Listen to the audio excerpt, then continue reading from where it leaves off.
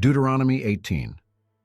The Levitical priests, indeed the whole tribe of Levi, are to have no allotment or inheritance with Israel. They shall live on the food offerings presented to the Lord, for that is their inheritance. They shall have no inheritance among their fellow Israelites. The Lord is their inheritance, as he promised them. This is the share due the priests from the people who sacrifice a bull or a sheep, the shoulder, the internal organs, and the meat from the head. You are to give them the first fruits of your grain, new wine and olive oil, and the first wool from the shearing of your sheep. For the Lord your God has chosen them and their descendants out of all your tribes to stand and minister in the Lord's name always.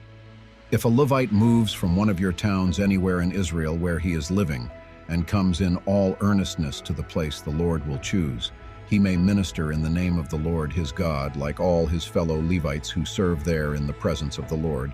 He is to share equally in their benefits, even though he has received money from the sale of family possessions. When you enter the land the Lord your God is giving you, do not learn to imitate the detestable ways of the nations there. Let no one be found among you who sacrifices their son or daughter in the fire, who practices divination or sorcery, interprets omens, engages in witchcraft or casts spells, or who is a medium or spiritist, or who consults the dead. Anyone who does these things is detestable to the Lord. Because of these same detestable practices, the Lord your God will drive out those nations before you. You must be blameless before the Lord your God.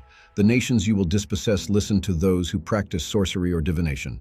But as for you, the Lord your God has not permitted you to do so. The Lord your God will raise up for you a prophet like me from among you, from your fellow Israelites. You must listen to him.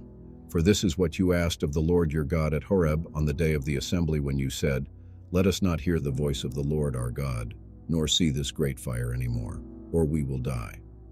The Lord said to me, "What they say is good. I will raise up for them a prophet like you from among their fellow Israelites, and I will put my words in his mouth.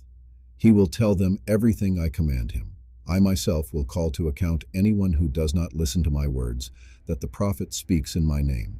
But a prophet who presumes to speak in my name anything I have not commanded, or a prophet who speaks in the name of other gods, is to be put to death. You may say to yourselves, how can we know when a message has not been spoken by the Lord? If what a prophet proclaims in the name of the Lord does not take place or come true, that is a message the Lord has not spoken. That prophet has spoken presumptuously, so do not be alarmed.